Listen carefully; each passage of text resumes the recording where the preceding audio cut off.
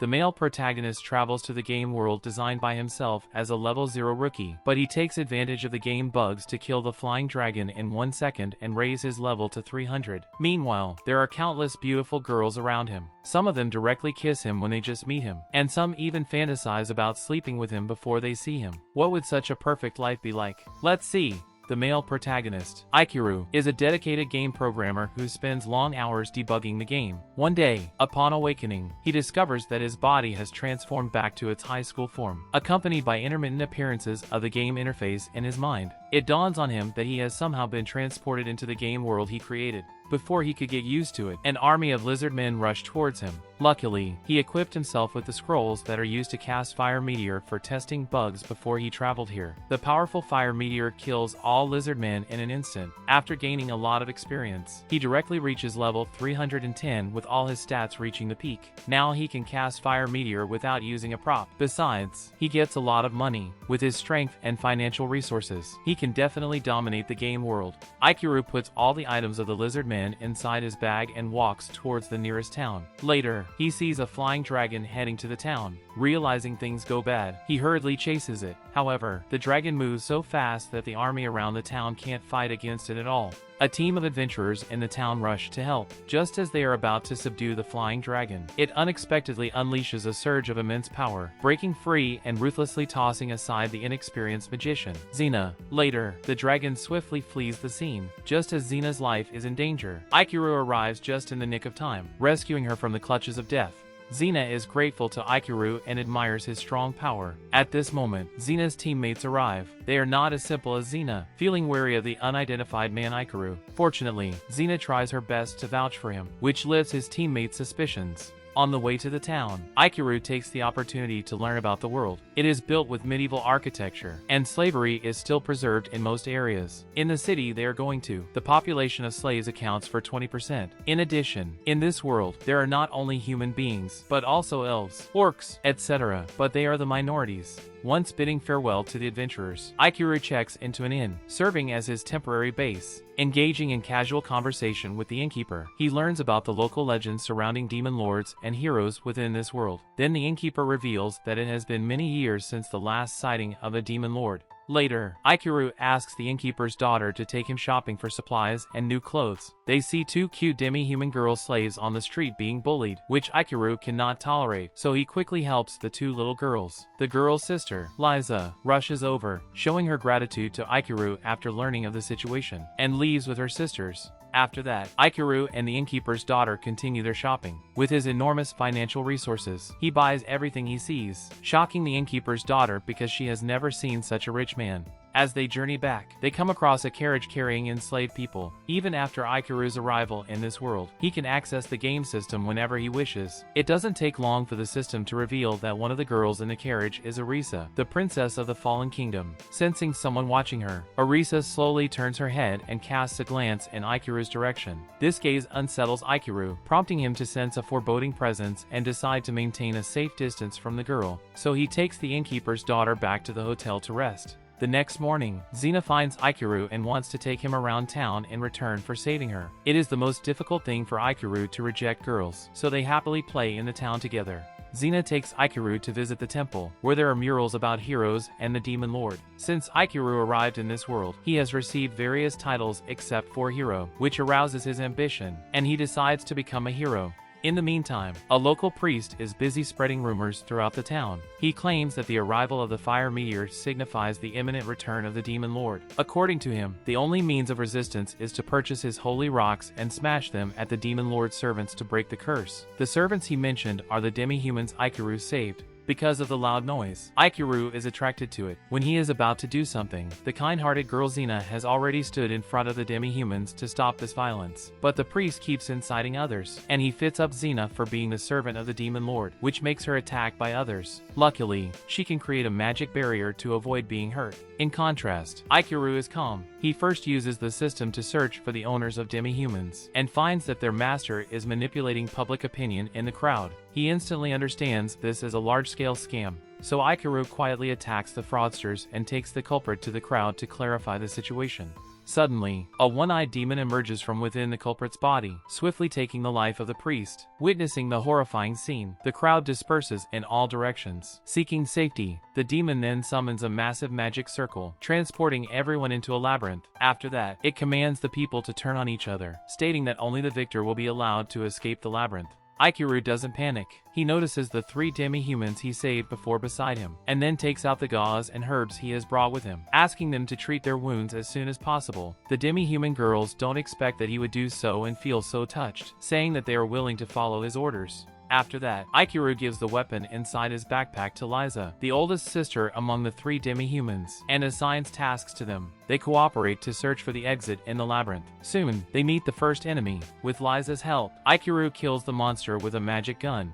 With resourcefulness, he creates a spear using the remains of the defeated monster, presenting Liza with a powerful new weapon. Along the way, he courageously eliminates a multitude of monsters, skillfully crafting weapons from their remains to equip his team. The demi-human girls grow even more reverent, even calling him master. As they go, they find several hostages firmly entangled in spider silk in the spider's lair, including the Viscount who sells slaves and the bad boy who once bullied the demi-human girls. But the kind girls do not give up on them for their previous actions. Instead, they rescue them all. At this time, they hear the movement of the battle not far away and hurry over to offer help. Ikiru discovers that Xena is trapped by a powerful slime and immediately saves her. Xena throws herself into Ikiru's arms in fear and hugs the hero in her mind tightly. The slime also attacks the bad boy, who thinks he is more powerful than a demi-human but turns out to be no match for the slime at all. Finally, the demi-humans help him kill the slime. As the crowd searches for an escape route, they stumble upon a treasure chest, in which the one-eyed demon is hiding. Without delay, another intense battle ensues. Regrettably, humans prove powerless against the demon's overwhelming combat strength. Ikiru desires to assist his fellow humans but is cautious about revealing his true fighting prowess. To conceal his identity, he dons the mask he purchased earlier and easily kills the demon with his sword. Before it dies, the demon summons the Demon Lord. Ikiru's sword can cause great damage to the Demon Lord, but now that he doesn't get the title of the hero, he can't exert the power of the sword, so he can only find other ways to fight against the Demon Lord. He remembers that he accidentally killed the dragon god with the skill Fire Meteor and gained the title of Slaughter. He then equips himself with all the skills of Slaughter. As he thought, he kills the Demon Lord with just a broken sword and leads others to successfully escape the labyrinth. Afterwards, to show his gratitude, the Viscount carefully selects several slaves to give him, including the princess of the Destroy Kingdom, Arisa. It seems that Ikiru can't get rid of meeting Arisa. Before he could introduce himself, she just shouts out his name. He soon has a guess in his mind. Gradually drawing closer to Arisa, Ikiru calmly informs her in Japanese that there is a spider on her head. Observing her frightened reaction, he discerns that she, like himself, is also a transmigrationer with the ability to access information through the system. Respecting her shared identity as a transmigrationer, Ikiru takes Arisa and her sister in. Later, he takes these girls to eat and buys them new clothes, which surprises these slaves. They all think that they have met a good master. After that, Ikiru takes them back to the inn. The visitors in the inn dislike the demi-human girls, which causes the innkeeper to dare not give them rooms. Arisa takes the initiative to negotiate and makes a concession, saying that they can stay in the stable, and then she charms the people around with her skill, making them agree to it. After helping the 3 demi-human girls make the bed, Ikiru takes Lulu and Arisa back to the inn. In this world, slaves need to serve their masters in bed, so the 2 girls take off their clothes and come to Ikiru. Unexpectedly, Ikiru just helps them put on their clothes, saying that they don't need to do such things anymore. Such warm words make Lulu so moved that she can't help crying. During the night, as Ikiru lies asleep, he senses something on him. Opening his eyes, he discovers Arisa attempting to seduce him with her enticing abilities while on his bed. She thinks Ikiru can pay more attention on her as long as she has intimate interactions with him. However, Ikiru possesses excellent self-control, rendering her attempts ineffective. Eventually, Ikiru uses a master-servant contract to compel Arisa to lift her skill, and strictly forbids her from utilizing such abilities on him in the future. After Arisa calms down, Ikiru asks for her origin. She is also a transmigrationer who keeps her memory of her previous life. Just like Ikiru, in this world, she becomes a princess. She wants to change the fate of her kingdom with the knowledge of her previous life, but she did not expect to be thwarted by a hidden force, which led to the destruction of the kingdom, and she became a slave. After she tells her story, they fall into a deep sleep.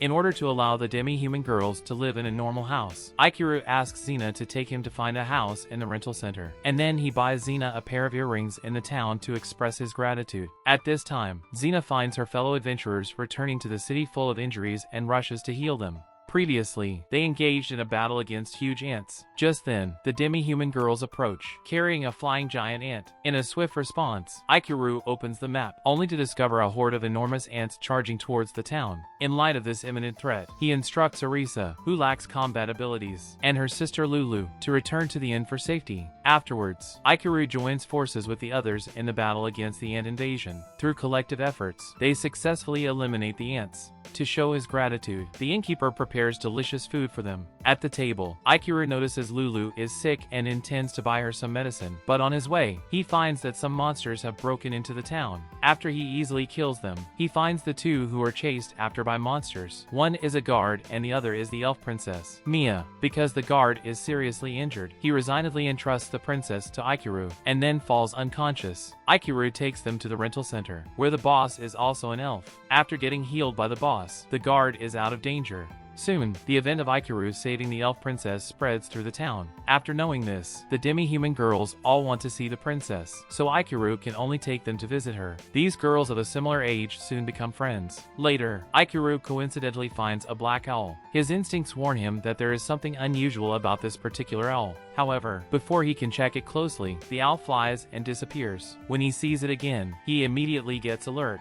After that, Ikiru and his companions come to the rental center to visit the guard. He then learns of the ins and outs from the guard after he wakes up. It turns out Mia was captured by a magician and trapped in a castle. She escaped from it with all her magic power and coincidentally met the kind-hearted guard, then asking him to take her away. However, they met huge ants summoned by the magician, so the guard was seriously injured. No one knows why the magician captured Mia.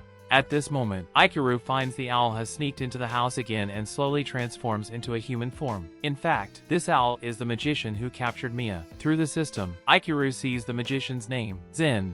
Determined to snatch Mia away, Zen engages in a fierce battle against Ikiru, who, despite reaching level 310, proves to be no match for the skilled magician. Ikiru can only watch helplessly as Mia is taken away. Before departing, Zen taunts Ikiru, saying that if he dares to face death, come to the castle. Ikiru follows the map and soon finds Zen's castle, which is wrapped by trees and has 200 floors. There are monsters in each floor. The higher the floor is, the higher the level of the monsters will be. They can only see Zen when they reach the top floor. After realizing this, Ikiru starts to make a plan. He quickly kills the monsters along the way and comes in front of the guard of the 10th floor, a wood elf, intending to kill her as soon as possible. However, the elf doesn't want to fight and kisses him instead. After sucking away most of his magic power, it opens the hidden room for him with satisfaction. Ikiru finds a note here and learns that the castle was designed to train the elves, but because few elves could clear the level and it caused casualties, the elves closed the castle. After coming out of the hidden room, Ikiru is guided to the 100th floor by the wood elf. It is there that he encounters 3 beautiful girls who bear an identical appearance, each being artificial humans created by the forest elves. Ikiru finds himself unable to bring harm to these beautiful girls, choosing instead to knock them unconscious before leaving. Later, he keeps killing monsters and finally comes to see Zen. Zen says that only those who have gained the title of hero can defeat him and summons 7 artificial human girls to fight against Ikiru. Unexpectedly, after he defeats all artificial humans, Ikiru easily gains the title of hero. It turns out Zen has already known that Ikiru is qualified to become a hero, so he planned to make Ikiru a hero with these tests. Several years ago, a noble became infatuated with Zen's wife. He humiliated her and killed all her family. Following his resurrection, Zen transformed into an undead being, eager for revenge against the noble. However, plagued by the agony of immortality, Zen yearns for a hero capable of ending his suffering. Upon learning of Zen's tragic tale, Ikiru ends Zen's poor life with his sword. As Zen disappears, the castle starts to collapse. Knowing that there is an artificial human left behind, Ikiru asks Mia to leave with other artificial humans through the teleportation circle of the castle, while he goes to deal with it alone. He then successfully rescues this artificial human and meets others. Artificial humans erect tombstones for the deceased couple, Zen and his wife, and offer to stay here. One of them is willing to stay with Ikiru, and he names her number 7. After that, Ikiru intends to escort the elf princess Mia back to the elven forest. He then sets out on his journey in a carriage with his girls. During their journey, Ikuru's beautiful girls will serve him no matter what he does, which is really enviable. While taking a break, Arisa happens upon a temple unique to Japan, making them hark back to their previous life. Also, they realize that transmigrationers have existed in this world since so long ago. Later, they continue their journey and see an officer bullying civilians. Seeing Ikuru, the officer immediately leaves because he saw Ikuru's strength before. Looking at those bullied civilians, Ikuru quickly gives them the recovery potion, which makes Arisa a bit unsatisfied. After all, the recovery potion is extremely precious in this world. To pacify Arisa, Ikuru shows his ability. It turns out he can make potions himself, though being precious in others' minds. The potions are not rare for him. During the break, Ikuru studies the potion again. Although the potion is easy to make, its shelf life is too short. If he wants to store it for a long time, he must have a magic bottle. So Ikuru decides to purchase it in the nearby village. However, he learns from the proprietress that someone has bought all the magic bottles in the village first. The proprietress suggests Ikuru wait here for the supplier and then purchase directly. As Ikuru patiently awaits the arrival of the supplier, he unintentionally stumbles into a forest. Within its depths, he encounters a concealed witch who swiftly launches an attack on him with magic. However, Ikuru's skills far surpass those of the witch, who is quickly defeated. In the aftermath, the witch's master shows up. Ikuru thinks that he is going to fight again, but unexpectedly, this old lady directly submits to him. It turns out that Mia's guards have given Ikuru a small bell, which is the symbol of the elven envoy. The old lady is a subordinate of the elven clan, so she is polite to Ikuru. In a later conversation with the old lady, Ikuru learns that in order to protect the forest from invasion, she has to pay 300 bottles of potions to the lord every year as a protection fee. Ikuru feels sympathetic, but he is unable to provide effective help. After finishing the conversation with the old lady, Ikuru meets with the supplier of the magic bottle as agreed. He then happens to hear two people hidden in cloaks plotting a plan to seize a forest. At this time, Ikuru does not realize that the forest they are talking about is the forest where the old lady is. As the witch is on her way to deliver the 300 potions to the lord, she unexpectedly encounters a group of bandits. Oddly enough, instead of robbing her, they purposefully shatter the potions one by one. The loud noise catches Ikuru's attention, prompting him to investigate the situation. Unfortunately, upon his arrival, he discovers that the majority of the potions have been broken. Today marks the agreed-upon delivery date, and failure to deliver the potions in time will result in the loss of the lord's protection over the forest where the elderly lady resides. Ikuru takes the witch to the officials in charge of receiving potions to explain, only to find they are the two who secretly discuss the evil plan. He guesses that the breaking of the potions is related to them and knows it is useless to explain it to them, so he can only find a way to get 300 potions today. Now the biggest problem is that they don't have enough magic bottles for the potions. It turns out the two officials took away all magic bottles in advance for their plan. In this way, they can easily take the forest from the lord and expand the town. Luckily, Ikuru has already made an order with the supplier. With the supplier's help, they start to make magic bottles.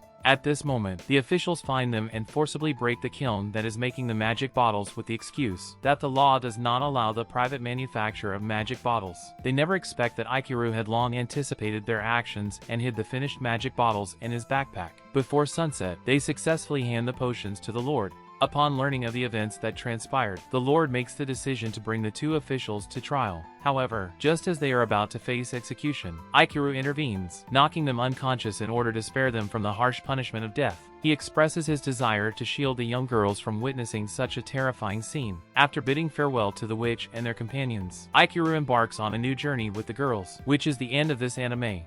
Arisa and Ikuru are both transmigrationers, but Arisa is not as lucky as Ikuru. In fact, in reality, most of us, just like Arisa, can't gain an absolute advantage when we were born. We can only reach a certain peak by constantly failing and working hard after failure, although we will suffer during the process. I don't think this is a bad thing because what's past is prologue. If you are suffering now, please be brave and don't give up. Thanks for watching. Don't forget to like and subscribe. See you!